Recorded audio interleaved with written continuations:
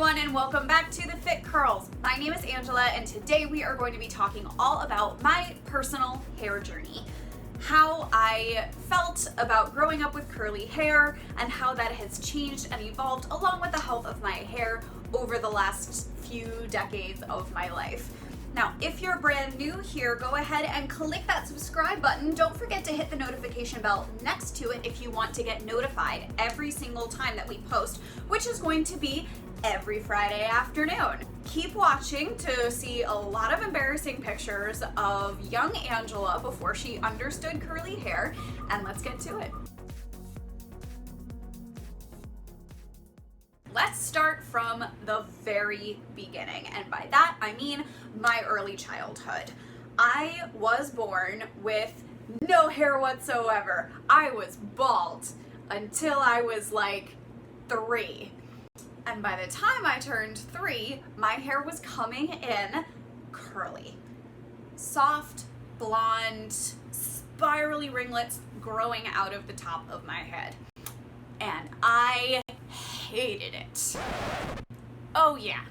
If you didn't think 3-year-olds could hate something other than like vegetables, you're wrong. I absolutely hated having curly hair. It was the 90s. Everyone had straight hair in the 90s.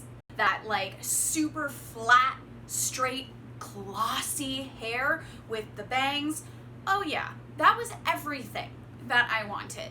So I decided that were I to cut off all of my hair, it would most likely grow back straight. Science! It didn't work out. I also did that haircut without looking at a mirror and while walking around and with my scissors in one hand, only focused on one side of my head. So basically I cut off 50% of my hard-won hair that I had, and to my chagrin, it grew back in curly. So I was stuck with it. Throughout my early childhood, we just really didn't know what to do with my curly hair. So I made so many mistakes trying to emulate the girls that I was in school with who had this beautiful straight hair. So I cut bangs, which did not look the same on me as they looked on the other girls. I wore my hair in a middle part. I didn't use any product in it. I didn't cut any layers in it. And brush it out when it was dry. Okay. I'm really glad that I have grown out of that stage of my life and that I learned from that mistake, albeit after 10 years of being pretty seriously scarred from having a perpetual fuzz mullet or triangle head. By the time I exited childhood and got to high school, my teenage years, I had learned a few things. Thank the Lord. I discovered hair products. I actually met other girls with curly hair, and they told me about some mousses and gels that they use to get their curls to look good. Nobody had learned about scrunching out the crunch yet, though, so things definitely got a little crispy, but it was way better than my dry, brushed out triangle used to be. I also learned how to use a flat iron. I straightened my hair quite frequently for performances and dance competitions. I almost always had to wear my hair in a very specific style, and the studios and companies that I was a part of really liked straight hair. So that's what I did. I did still slick my hair back a lot. And when you're dancing, your hair has to be out of your face. So what I used to do was pull my hair back almost straight out of the shower. I would wrap it up in a towel, then I'd pull it out and use a brush to literally slick my roots back against my scalp, put in a ponytail with just a regular old hair tie, or twist it up into a bun, and then just let it dry overnight. And then I would take it out and put it right back up into a bun, braid, or a French twist the next day for class. In late high school and throughout college, I started playing a lot more with my hair color. My family was very anti-tattoos and piercings, so I guess hair color was the safest way for me to show any sort of rebellious streak, and even that was super tame. I started out by getting bleached highlights put into my hair in my senior year just to brighten things up a little bit. After I was blonde for probably a year and a half, like really blonde, I switched to brunette. I started getting just single process color put in at the salon. I went to a light brown, which made my eyes pop, and I really liked it. And then I got more indecisive and decided to slowly transition back to blonde. But I started doing that with box dye. I'm not proud. And I didn't see a whole ton of damage from that initially. Because I wasn't doing a ton of heat styling by the end of my college career, my hair was fine. My curls were fine. Easily the biggest change and one of the rougher stages of my hair's journey through this life was post-college when I started performing on cruise ships.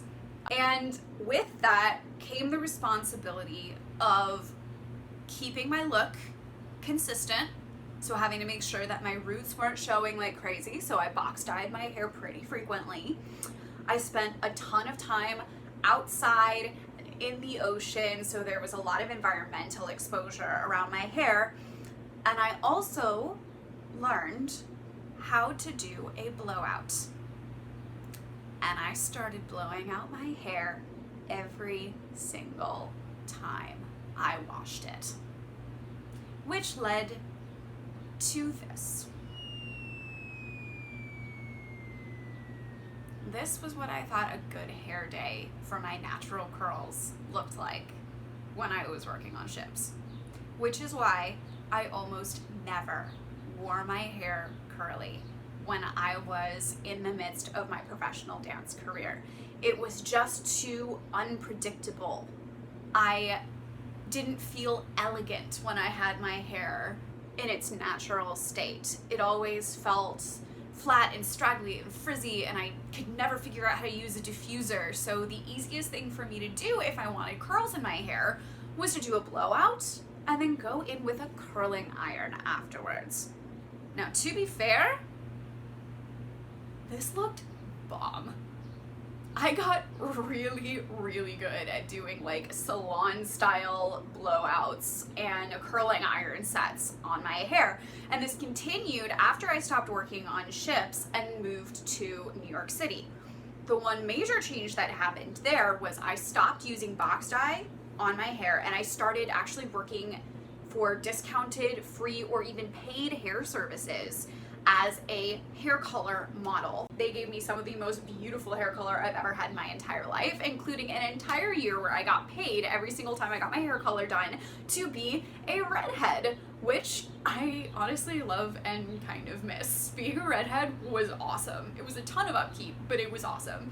And I also started getting a lot of gigs as a background actor on set, so I would always heat style my hair before I got to set because that to me was the only way I could make sure that it looked good for my job.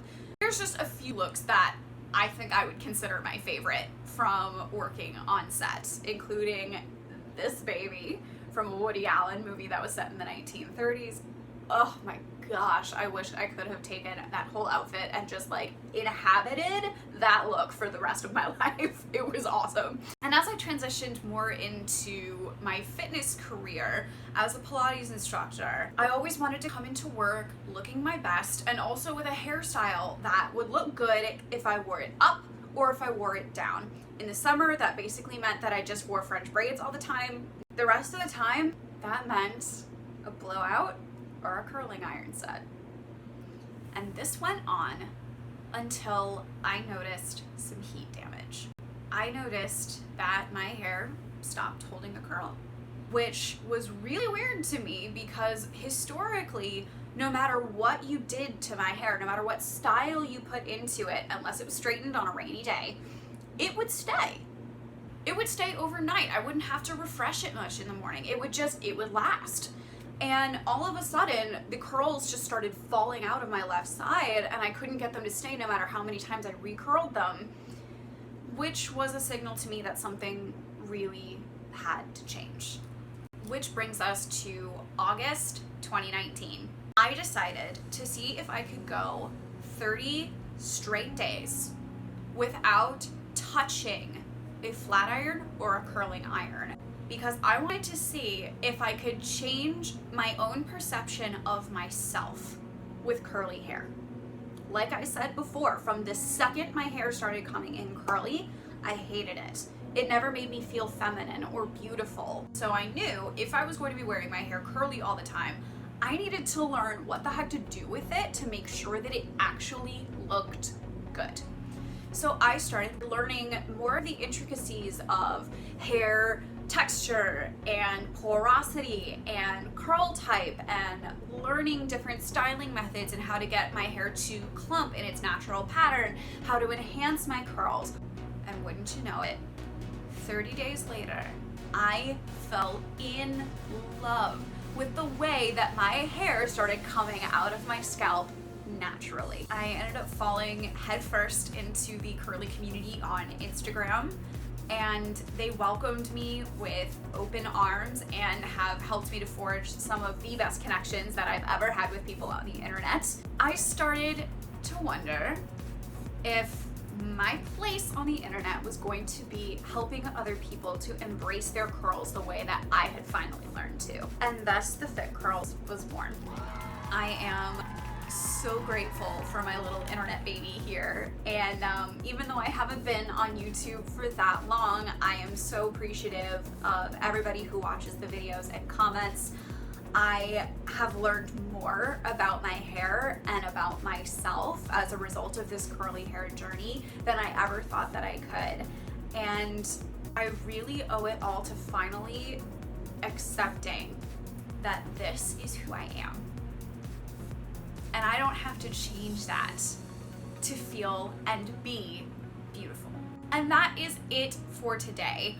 Thank you guys so much for joining me for this video, for requesting it from me on Instagram. Comment down below. Let me know how your personal hair journey is going. If you liked this video and you'd like to see more like it, maybe I can ask some of my curly friends about their hair journeys and share them here as well. Go ahead and give this video a thumbs up. If you haven't already, don't forget to subscribe. I post videos here every single Friday. And with that, thank you guys so much for watching the Fit Curls, and I will see you all next time. Bye.